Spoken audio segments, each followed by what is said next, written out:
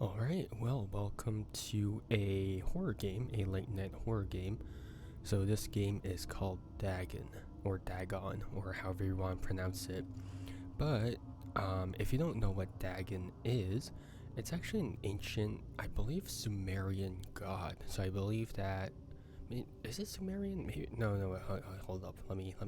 Okay, no, it's Syrian. I'm so sorry. They both start with S. I'm sorry. I'm dumb. I swear I usually don't mix up my mythology, but I guess in this case I did. But he is a prosperity god, and unfortunately, well, we had a case of pop culture changing what Dagon is. So originally he was a Syrian god, but then someone by the name of H.P. Lovecraft actually changed him into, well, I guess he changed him to an eldritch deity of some sort. So if you're if you're familiar with H.P. Lovecraft's work, one of the first short stories, or one of the first stories that he wrote as an adult, I think was Dagon, or Dagon, or however you want to pronounce it. And since then, Dagon has been an eldritch god, I think, of some sort, in the Cthulhian mythos, right?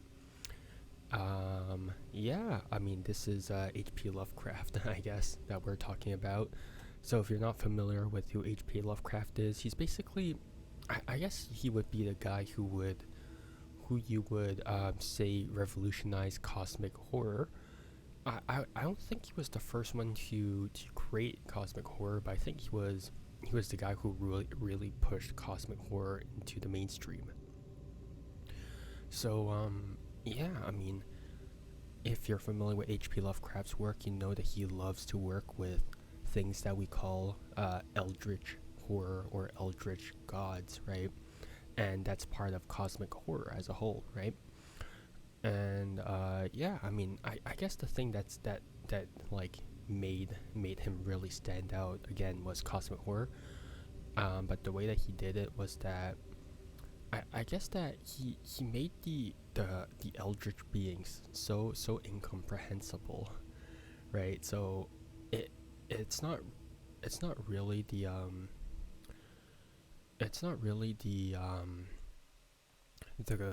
horror that's in front of you. It's sort of like, man, how do I describe it? It's sort of like the environment. Like, you know, the quote, like, stare at the abyss long enough and the abyss stares back. It's sort of like that, right? But I guess like one of the things that make his horror really stand out was his I guess it's sort of like the horror isn't like understandable.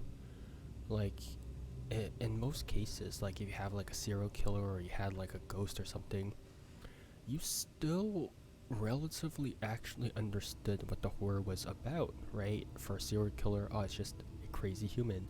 For maybe like a ghost or like a demon of some sort, you're like, oh, that's just a being from an alternate reality, or maybe that's just like a dead person, right? Here, it, I guess it's not really the creature that's scary. It's indifference. That's the best way I can describe it. It's not the indifference of humans towards like horror or whatever. It's how indifferent the universe is towards humans, right? Because cosmic horror, again, is large. It dwarfs humanity. It just reminds humanity that, hey, whether or not you exist, you are nothing compared to what's out there. So I guess that's sort of like where cosmic horror starts to be like, oh, humans ain't crap. So I guess that's cosmic horror. But enough rambling about H.P. Lovecraft. I just realized I was rambling for it for like 4 minutes. So I'll get started with Dagon. So I believe that this game is actually yeah, it's a faithful interactive adaptation of H.P. Lovecraft's work focused on story and atmosphere. You will not find difficult choices, action sequence, or inventory management here, and movement is limited to progressing through locations along with the plot. I am writing this under an appreciable mental So this is strain, going to be since a by walking tonight I shall simulator, be I no assume. more. hold up. Can I turn on mouse sensitivity? Because it is kind of, ooh, there it is. Because it is kind of, there we go.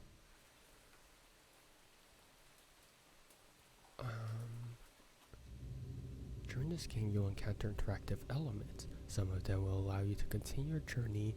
Others reveal interesting facts about the original short story, its historical background, and author. Some of the trivia is hidden. In order to find these secrets, focus your eyes and look for the elder sign. Penniless, and at the end of my supply of the drug which alone makes life endurable, I can bear the torture no longer, and shall cast myself from this garret window into the squalid street below. Do not think from my slavery to morphine that I am a weakling or a degenerate. When you have read these hastily scrawled pages, you may guess, though never fully realize, why it is that I must have forgetfulness or death. Nice. This is pretty high quality voice acting. Morphine entered into use in the 19th century and was routinely administered to treat severe pain during the American Civil War from 1861 to 1865, sorry. I'm used to saying dates in the 1900s, that's why I got mixed up, sorry. And World War I, 1914 and 1918. It was also sold without restrictions until 1914. Morphine became more popular after the invention of the hypodermic syringe around 1854. Frederick Saturn, I'm so sorry, who first isolated the substance, originally named it morphium, after Morpheus, the Greek god associated with dreams. Yep. At the time when Dagon was published, morphine abuse known as soldier's disease already posed a big problem in the United States. You can read the discovered trivia immediately or go back to them later in the main menu. Turn off displaying trivia if you find that the feature distracts you from the story. This can be changed anytime in options. I feel like if I don't read trivia now, I'm never going to read them, so I'm just going to read them on the spot. So I can't interact with anything else, which is fine. It was in one of the most open and least frequented parts of the broad Pacific that the packet of which I was supercargo fell a victim to the German sea raider.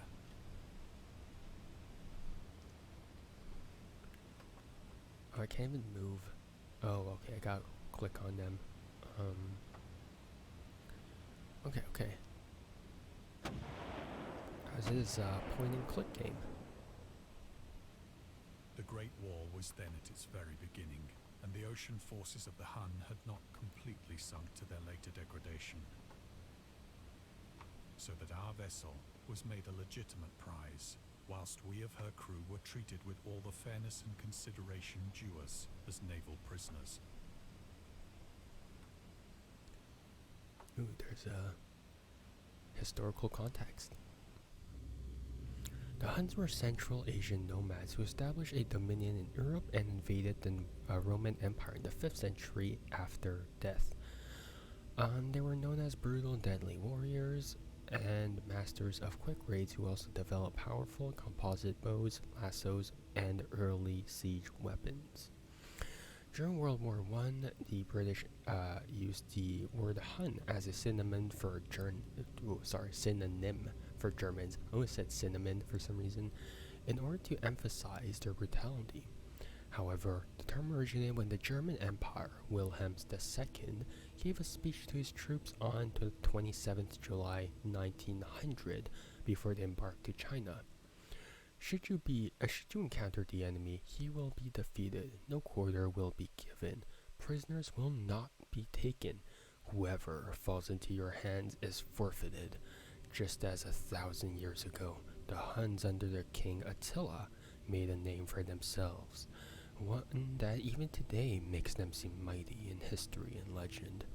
May the name German be affirmed by you in such a way in China that no Chinese will ever dare to look cross-eyed at the German.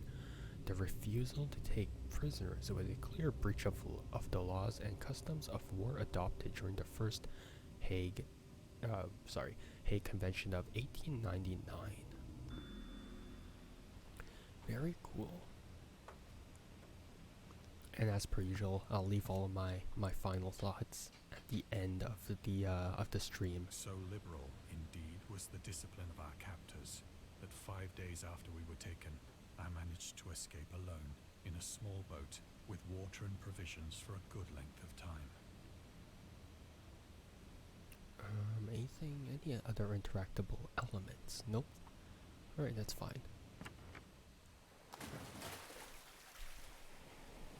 When I finally found myself adrift and free, I had but little idea of my surroundings. Never a competent navigator, I could only guess vaguely by the sun and stars that I was somewhat south of the equator. Of the longitude, I knew nothing, and no island or coastline was in sight.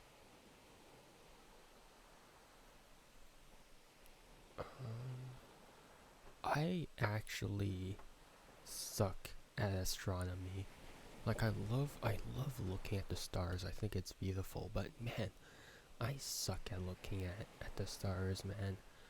I would just love to have like one day dedicated to just lying on the grass, sitting lying down, looking up, and just taking in the night sky. But unfortunately, light pollution is getting like more and more rampant. It kind of sucks.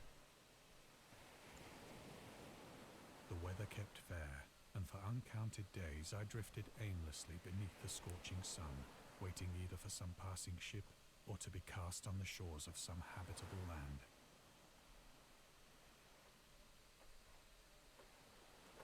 Ooh, interactable stuff.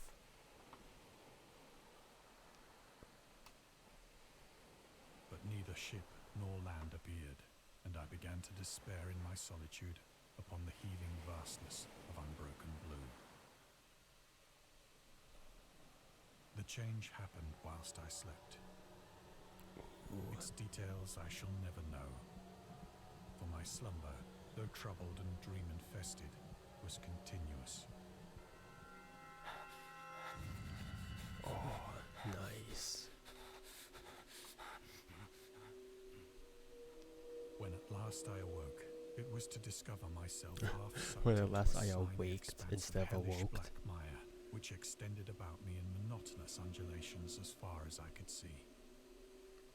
And in That's which a my weird boat typo. lay grounded some distance away. Though one might well imagine that my first sensation would be of wonder at so prodigious and unexpected a transformation of scenery, I was in reality more horrified than astonished.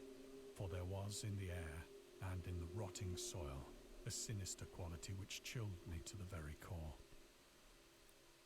Yeah, I don't know if you guys noticed it, but there's like a completely different like night sky from before. Like the night sky from before was cold already, right? But it still had like a blue hue to it. This is a lot more monochromatic to some degree. I mean, now it feels a bit more green, which is interesting. The region was putrid with the carcasses Oh, of that's decaying squelching fish sound. and of other, less describable things which I saw protruding from the nasty mud of the unending plain. I like how there's so many like flowery language, and they went with nasty mud. Perhaps I should not hope to convey in mere words the unutterable hideousness that can dwell in absolute silence and barren immensity. There was nothing within hearing, and nothing in sight, save a vast reach of black slime. Yet the very completeness of the stillness and the homogeneity of the landscape oppressed me with a nauseating fear. The sun was blazing down from a sky which seemed to me almost black in its cloudless cruelty, as though reflecting the inky marsh beneath my feet. Any other thing I can interact with? Ooh. The origins of Dagon. Dagon seems to be inspired by Fishhead, a short novel by Irvin S. Cobb about unnatural affinities between the hybrid idiot and the strange fish of an isolated lake.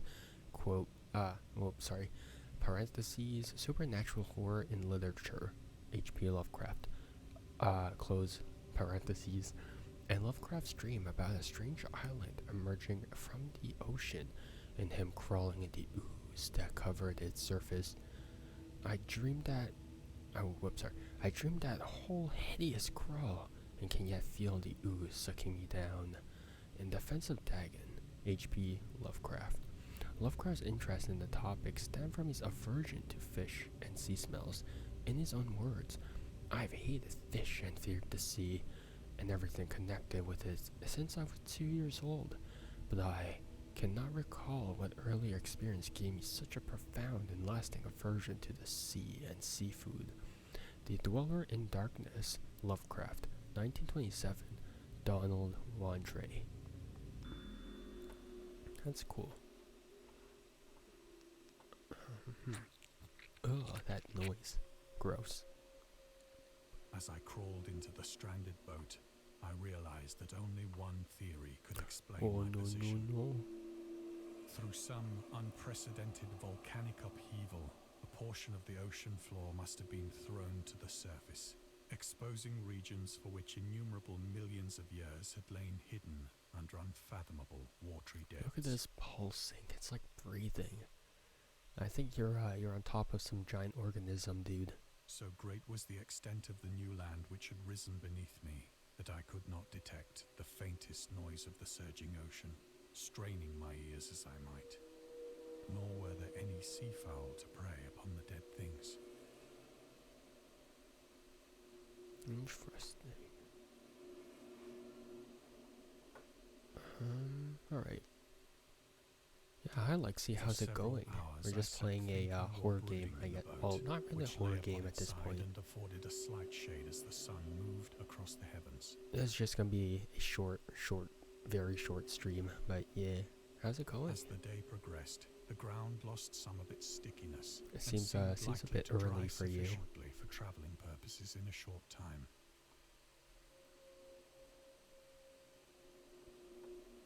That night I slept but little, and the next day I made for myself a pack containing food and water, preparatory to an overland journey in search of the vanished sea and possible rescue. I just finished my flight, love you. I'm just playing random horror games because I have like an entire list to go through. So, yeah.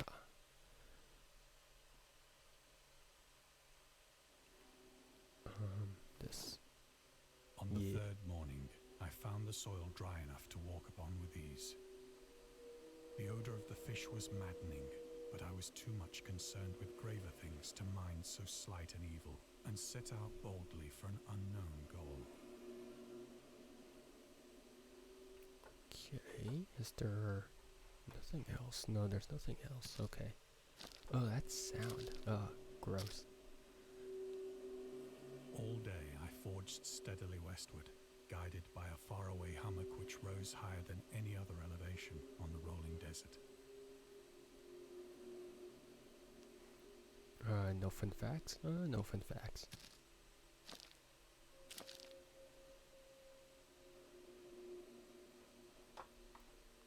Oh, look at these. These are such cool creature designs. That night, I encamped, and on the following day still travelled toward the hummock, though that object seemed scarcely nearer than when I had first espied it. I was so into the NHL game, so I missed my airport. Took 30 minutes extra just for that. Oof. Wasn't there like a teleport function or something for that game? I don't remember. I honestly don't remember. The Horrors of the Ocean, the creator of the Cthulhu mythos and the fictional underwater city of Relie, was convinced that life could not exist at the bottom of the ocean because the water pressure would make it uninhabitable. Today we know that the darkest depths of the ocean are home to many particular organisms. The deepest dwelling fish we have discovered so far, the Mariana snailfish, can live about 8,000 meters, more than 26,000 feet, below the ocean's surface in never-ending darkness, and at hellishly crushing pressures, hundreds of times stronger than those found at sea level. Upon glancing at the modern photos of deep-sea creatures, such as the anglerfish, the fangtooth, or the viperfish, and their truly Lovecraftian characteristics, it's hard not to find some irony in this. Yeah, it's true, but most of the like bottom dwellers that sounded like some kind of slur, but most of the bottom dwelling fish actually can't go above a certain sea level because they evolved to exist in those pressures, right? So the moment they rise above that certain like pressure, they start to like decay to some degree because pressure sort of keeps them together, right? So think about the blobfish. The blobfish, actually, the reason why it becomes a blob is because it's pulled out of the depths of the ocean, and then all the pressure that's keeping it together is no longer there, so just friggin' like dissolves into a blob, which is kind of tragic. So yeah. Maybe exist, I don't know. The only thing I know, if you crash and you can press a combo to reset in the sky for like crash. Oh, I see. Oh, these are nice.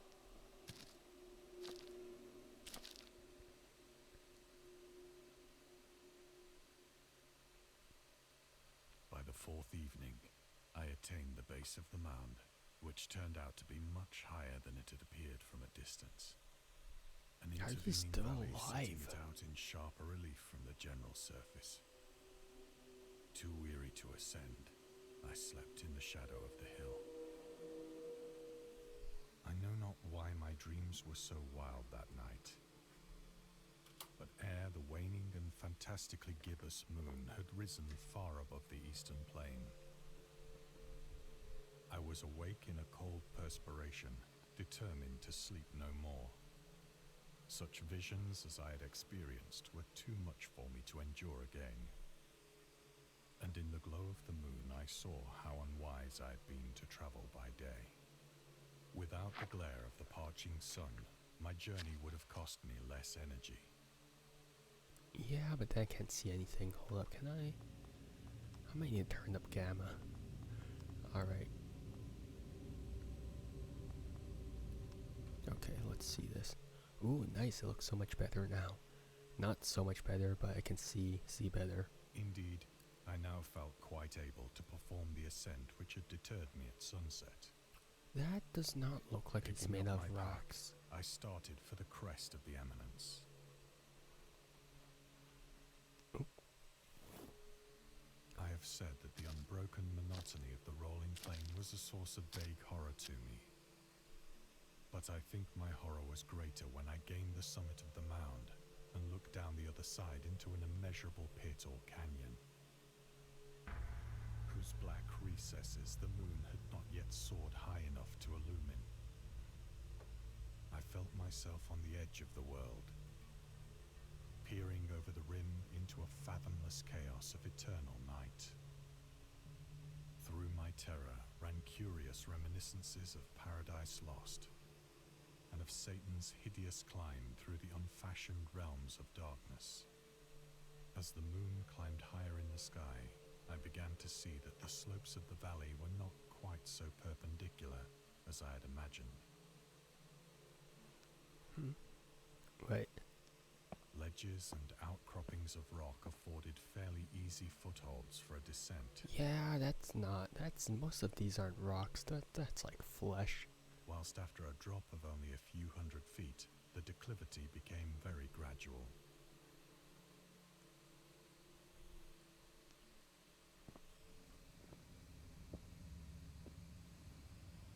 Urged on by an impulse which I cannot definitely analyze, I scrambled with difficulty down the rocks and stood on the gentler slope beneath.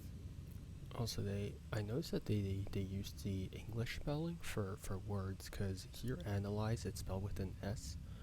So for American English, it would usually be spelled with a Z rather than an S, just because I guess like is the Z sound of analyze is sounds better with a Z for them, I guess. Gazing into the Stygian deeps, Ooh, where no Stygian light deeps. had Look yet at this penetrated. fancy language.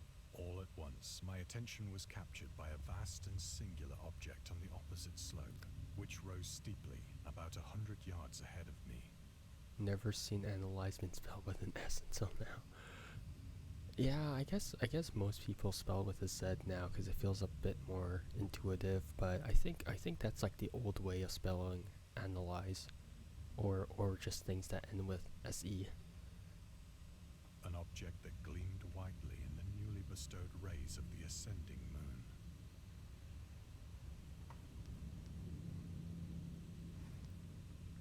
Oop.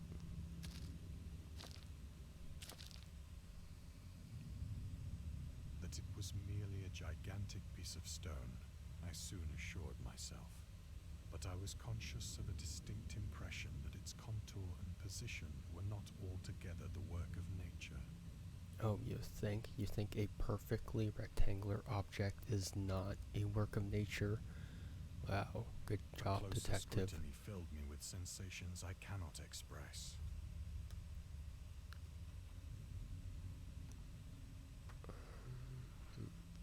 Oh. For despite its enormous magnitude and its position in an abyss which had yawned at the bottom of the sea since the world was young, I perceived beyond a doubt that the strange object was a well-shaped monolith, whose massive bulk had known the workmanship and perhaps the worship of living and thinking creatures. Dazed and frightened, yet not without a certain thrill of the scientist's or archaeologist's delight, I examined my surroundings more closely.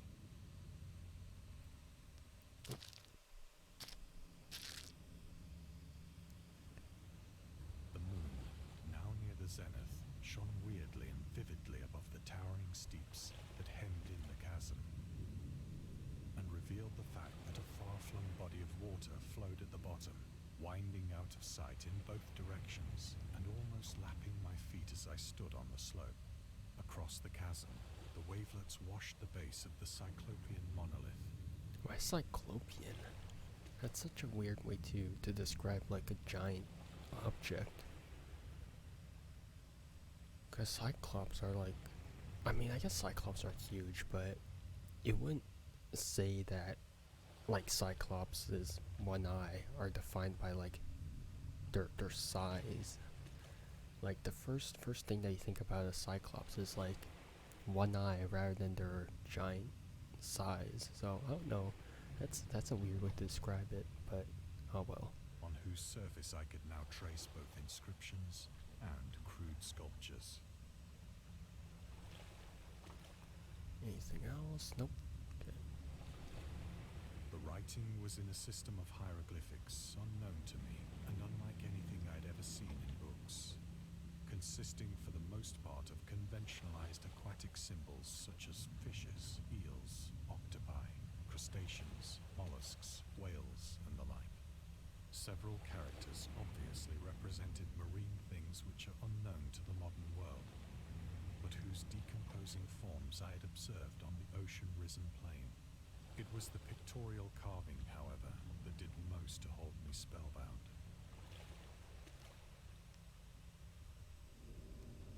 Dagon contains many themes and storytelling methods that Lovecraft developed in later works, such as telling the story through carvings at the Mountains of Madness and the Nameless City, journals and characters' notes, the shadow of time, the haunter of the dark, islands emerging from the ocean, the call of Cthulhu, or fictional beings and deities based on real events and mythologies. Meet go in the whisper in darkness. It's also considered the origin of the popular Cthulhu mythos. Some Lovecraft's other stories also conclude in a manner similar to Dagon. But let's skip the details in order not to spoil the ending. Plainly visible across the intervening water on account of their enormous size were an array of bas-reliefs whose subjects would have excited the envy of a doré. I think that these things were supposed to depict men, at least a certain sort I'm gonna go. of men. Might see you in like 15 hours or how long. Alright, yeah, for sure. Alright, thanks for dropping by, and yeah, have a good rest, I guess. Or good morning. But yeah, see you then. Alright. And yeah, hope you can play Bloons TD6 by then. But yeah, see you. Though the creatures were shown disporting like fishes in the waters of some marine grotto, or paying homage at some monolithic Call very shrine quick, and which I'll appeared to be under the waves no as well. goodbye. Alright, see ya. Of their faces and forms I dare not speak in detail, for the mere remembrance makes me grow faint, grotesque See beyond ya. the imagination of a Poe or a Bulwer. They were damnably human in general outline, despite webbed hands and feet, shockingly wide and flabby lips, glassy, bulging eyes, and other features less pleasant to recall. Curiously enough, they seem to have been chiseled badly out of proportion with their scenic background, for one of the creatures was shown in the act of killing a whale, represented as but little larger than himself. Oh, I like that. I like that implication that these creatures are as large as whales. Like them.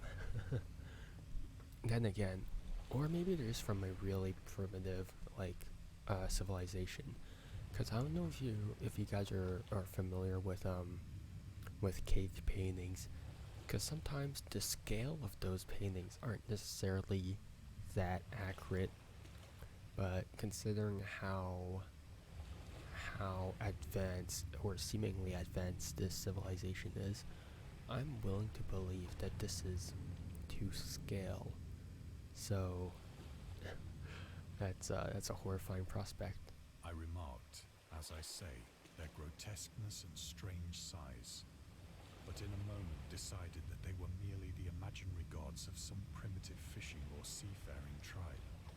You fool, they weren't the gods, they were the habitants. Some tribe whose last descendant had perished eras before the first ancestor of the Piltdown or Neanderthal man was born.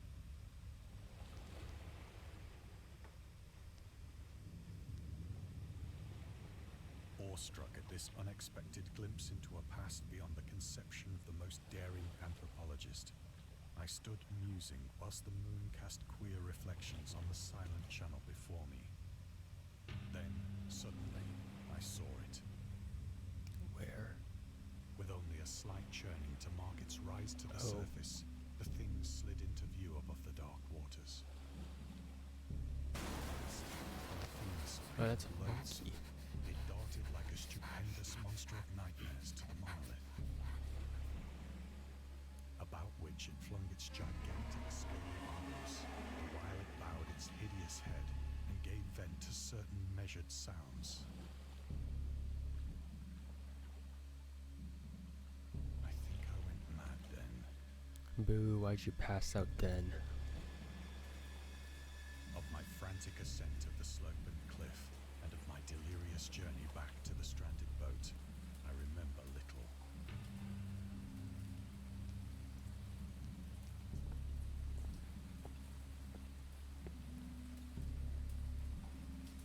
I believe I sang a great deal, and laughed oddly when I was unable to sing.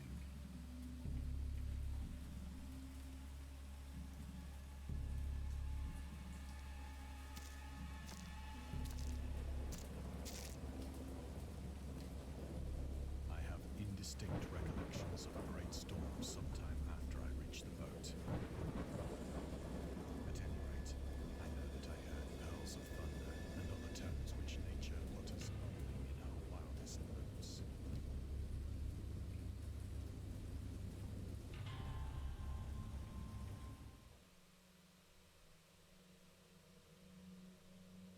When I came out of the shadows, I was in a San Francisco hospital.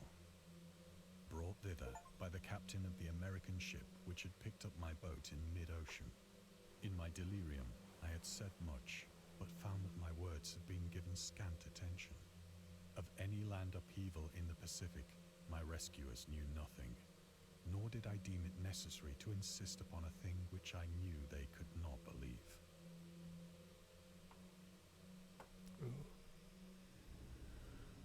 Lovecraft was a prominent figure in the world of amateur journalism. In 1915, he started publishing his own journal called The Conservative, which included political and social commentary, poetry, short stories, and literary criticism written by him and other authors. Indeed, he is very conservative. Howard was a skilled wordsmith, but he also took criticisms to heart, which resulted in his decision to step away from writing poetry and concentrate on weird fiction again for the first time since his teenage years. Dagon, published in 1919, is one of the short stories written during that period. In this example excerpt from The Conservative, the master of horror fiction explains his attitude towards warfare and the idea of world peace. Why any sane human being can believe in the possibility of universal peace is more than the conservative can fathom. Should the entire civilized world agree simultaneously to disarm, one or more nations would undoubtedly retain secret armaments and at the proper time take advantage of their more altruistic and less astute contemporaries in a wild career of conquest against unarmed victims. No country is, or ever can be, above warfare, until the basic impulses of the human animal shall have miraculously changed. And he's actually not wrong. I don't believe that he's wrong. Mainly because I think it's mainly in our human DNA where we have to be better than other people, right? Where we have to be like the leader of someone else or of a group, right? I think innately humans always want more power, and in which case sometimes wanting more power is just destroying others in warfare. Yeah, there's not much else to say. I mean, I guess power in this in the more modern context would be money too, right? Or information as well and whatnot. So there's I don't think he's wrong, because I think one of the things that dictate humans is desire, right? We always want more. We always want something, right? I mean, the line between desire something and greed is so easily blurred, right? Because at one point do you desire what you have, and then do you desire more, right? So I think it's an interesting. It's definitely an interesting look at humanity. I mean, obviously there has been people who try to relinquish their earthly desires, right? But why would anyone do that, right? I'm speaking like the third person here. Why would anyone do that, right? If you could live a life of comfort for the rest of your short, like, nonsensical amount of time on this planet, why wouldn't you live in comfort, right? And if it requires you taking it from other people, you might as well do it. Or I believe that's how most people would think, right? Unless I'm projecting, which I guess I am projecting, right? And I guess this sort of view of life is so short, so might as well take more. Life is too short in the face of the universe. I guess that's sort of something that Lovecraft again takes into his writing too, right? Where he's like, humans are insignificant. The amount of time that you're spending on this planet is insignificant because that is nothing compared to of the amount of time these gods have prevailed over us, right? You think that your like couple of like thousands of years of history is enough to be like important. No, these gods will literally screw you over. And I mean, I think we all like to think that, oh yeah, humans are like an important species, but I think it was like an archaeology study where, so each era for life, or for each era for like a species where there's like a dominant species, there's usually like a line, right, a sediment layer in the rock, right? And usually these, like, just a thin line can represent like millions and millions of years. Humans, I don't think we're even able to be like 1 millimeter thick in that sediment of rock, because like we're just that recent. We are so recent in the history of the universe that we're so insignificant. Because if you think about it, sharks, like, I mean, sharks are like very mundane creatures, I think, to most people. But sharks as a species predates so many things. So if you if you aren't like aware, sharks as a species has existed for I think they estimated like 450 million years. So 450 million years ago, the first shark existed, which is cool. I guess that's a long time. But to put into perspective, 450 million years ago, that means they predated Saturn's rings, which is 100 million years old at an estimate. They also existed before the North Star, so Polaris. Polaris is actually a pretty young star, so Polaris is 70 million years old. Sharks predate so many cosmic things. It is insane.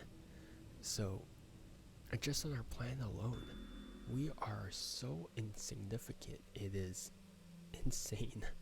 It is fascinating how humans, like, we like to think of ourselves as being so important, but like on the cosmic scale, we are just nothing but a speck of dust. I think that's why like Lovecraft is so good at like I think that's how like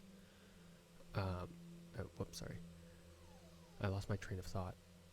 I think that's Once I sought out a celebrated ethnologist and amused him with peculiar questions regarding the ancient Philistine legend of Dagon, the fish. oops, I skipped that. But yeah, I think Lovecraft perfectly encapsulates just why humans are so insignificant using eldritch beings. Like, it's so cool. Dagon, was the main deity of the Philistines, worshipped throughout the Middle East as the ancient god of fertility and crops. In Hebrew, the word Dagon was a common noun for the grain. The rulers of Akkad, Mesopotamia, chose him as the patron saint of their war conquests.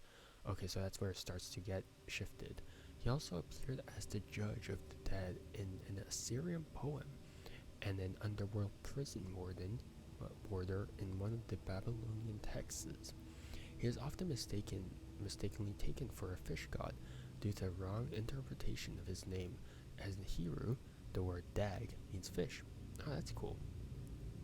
In H.P. Lovecraft's works, Dagon is an underwater deity ruling over the deep ones, a humanoid race with fish traits that reside in the oceans.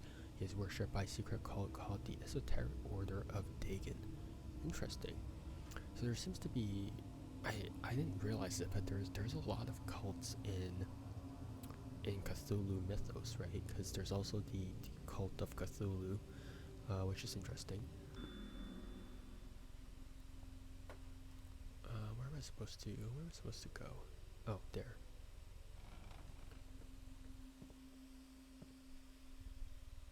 But soon perceiving that he Oh crap, I keep accidentally clicking my mouse, which causes it to skip. August Derleth and the Cthulhu Mythos. August Derleth was an American writer and anthologist. He also befriended Lovecraft and published many of his works through his company Arkham House. Although he greatly contributed to the popularization of the author's works after his death, he is surrounded by numerous controversies. One of his most questionable decisions involved introducing the good versus evil doctrine. Derleth was a devout Catholic to the Cthulhu mythos, which contrasted with Lovecraft's view of the world and his approach to cosmic horror. As a result, the author's work are often misunderstood and misrepresented in today's culture. Yeah, that's not good. That's one thing I hate. Yeah, I don't like that. I understand why that's controversial, because the best thing about Lovecraft's work is, again, the indifference. How indifferent the universe is when it comes to humans. Humans are neither important nor are they like a threat to any of the deities. We just are. We're just an existence in their way. And that indifference is so good. But having like a good versus evil thing, man, that I think that ruins the indifference, right? Because now it feels like, oh, they're out to get us, but no, they just exist. They just are. So I think, yeah, that doctrine sucks. it's just not a good addition, I think. It is also worth noting that Lovecraft was never really interested in creating a mythology, and the term Cthulhu mythos was coined by Derleth after the author left the mortal plane. Interesting. I guess he just thought it'd be more appealing to have like an entire pantheon of gods, maybe. Who knows? Anything else? Nope. Okay.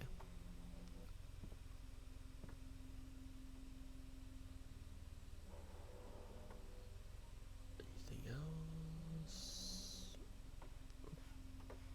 Is there anything I can? Oh wait, then why did I walk here? If there's no additional stuff, why did I walk here then? Huh.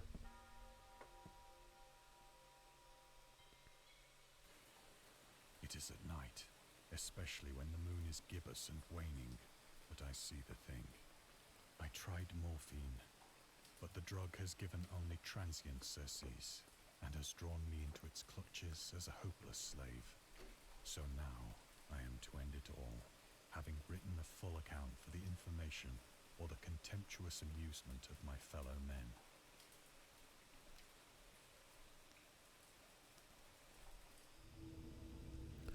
Lovecraft hated tobacco, even though he used to smoke when he was 12 in order to look and feel like an adult. In his correspondence with his friend Reinhard Kleiner, he claims that he quit as soon as he started wearing long pants. He also had a very strong opinion about alcohol, as evidenced by his letter to Zealia Brown, dated 13th February 1929.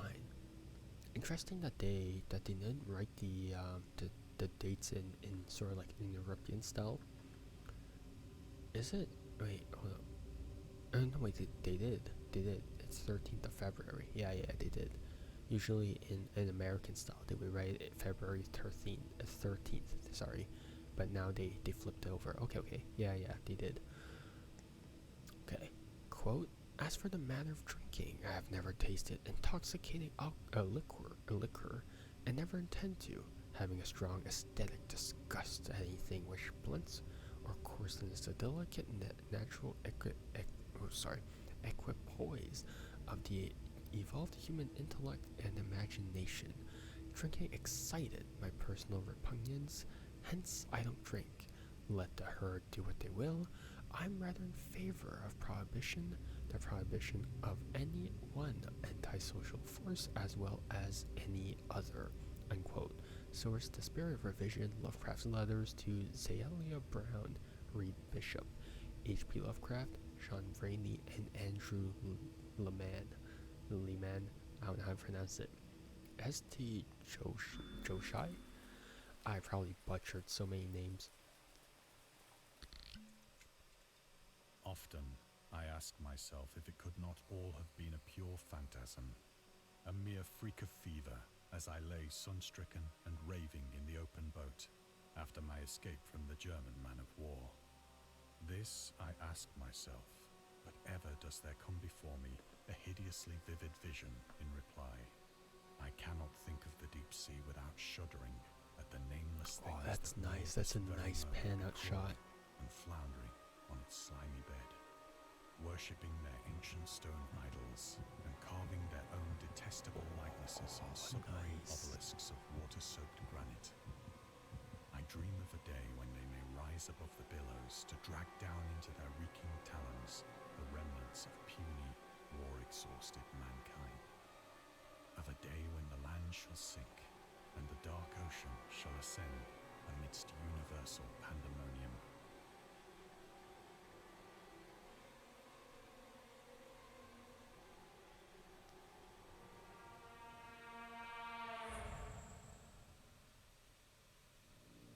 The end is near.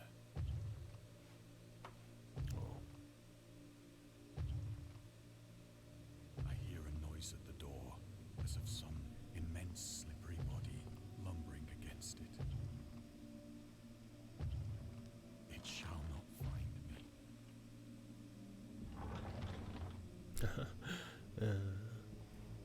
Too late for that, man. God, that hand!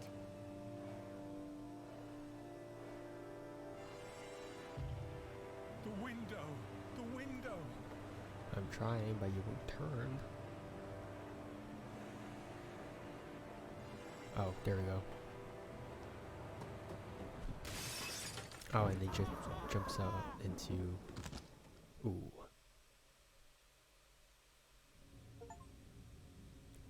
We hope you enjoyed immersing yourself in our little pool of cosmic horror. We'd appreciate if you took a moment to read Dagon and check out our other games and DLCs. Honestly, this is such a cool emblem. Like, what a cool looking emblem. Look at how many intricate details there are. It's a shame that it's covered up as a loading screen, because this is genuinely a very cool piece of art. But yeah, I guess I'm free to give my thoughts on the games now. It's really... And scary stories have been accompanying men for centuries. They have many faces and forms, but what is their purpose? Why do we enjoy being afraid so much? During our therapy, I'll try to...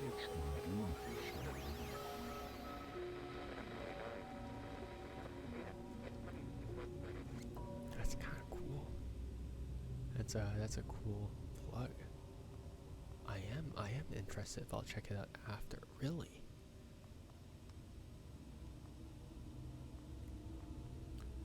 I know I skipped that much. As to letters, my case is peculiar. I read such things exactly as easily and as rapidly as would other the same topics in conversation. Indeed, epistolary expression is with me largely replacing conversation, as my condition of nervous prostration. I almost said procrastination. That's me. Replacing becomes more and more acute. I cannot bear to talk much now, and am becoming as silent as the spectre himself. My I can't read that apparently, extends itself on paper. H.P. Lovecraft to Reinhard Kleiner, December 23rd. Why is it now American? December 23rd, 1917. Throughout his life, Lovecraft penned around 100,000 letters to his friends and fans, out of which about 10% survive to this day.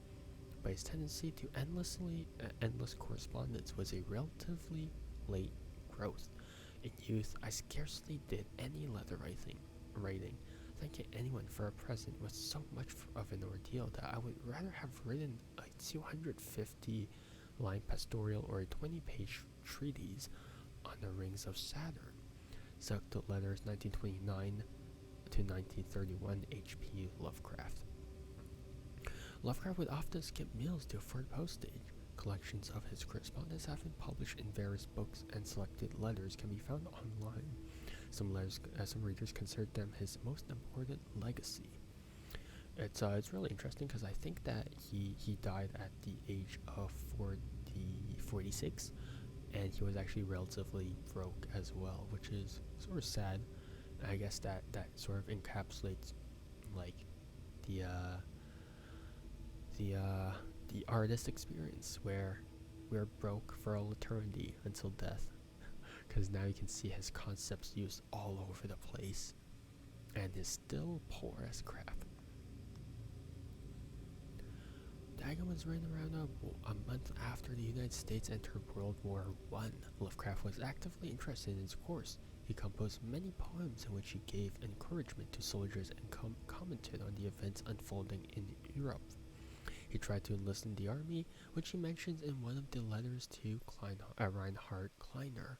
Some time ago, impressed by my entire uselessness in the world, I resolved to attempt enlistment despite my almost invalid condition.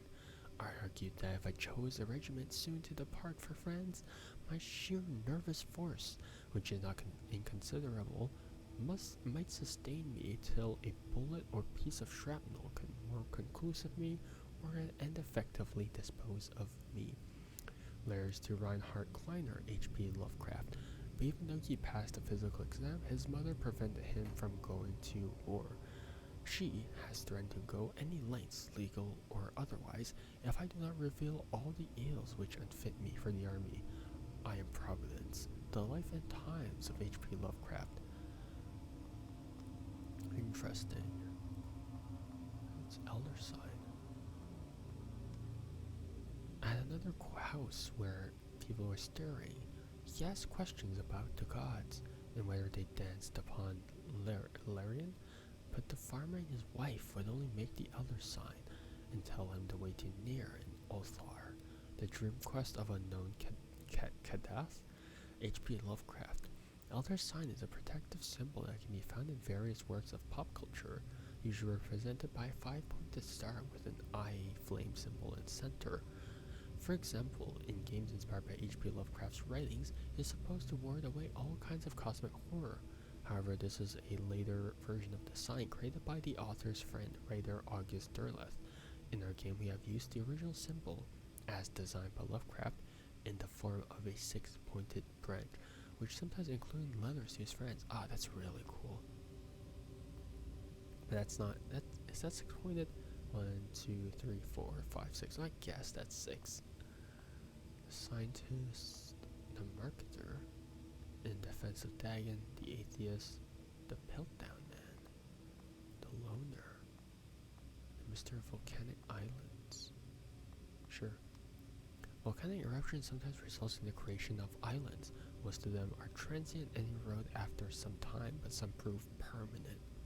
The floating pumice, porous rock created when superheated, pressurized rock is ejected from a volcano, can move across long distances and transport barnacles and macroalgae that cling to it.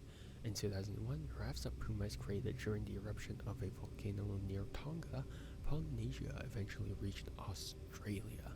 Interesting. What's this?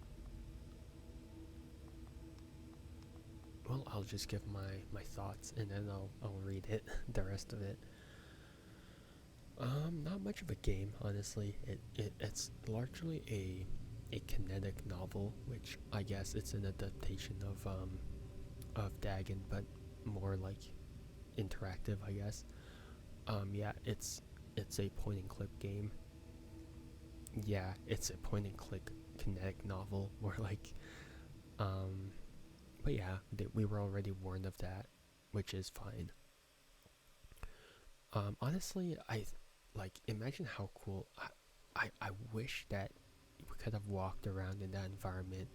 Because imagine how cool it would have been if you could just like walk around the environment yourself, and then you have to make the choice to walk to more and more like horrendous scenes. Like I think that would be so cool.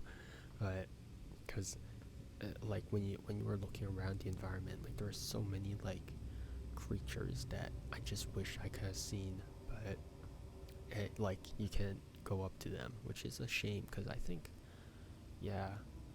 Then again, I guess like seeing more of them would have removed the horror aspect of the unknown. So I mean, that's fine, right?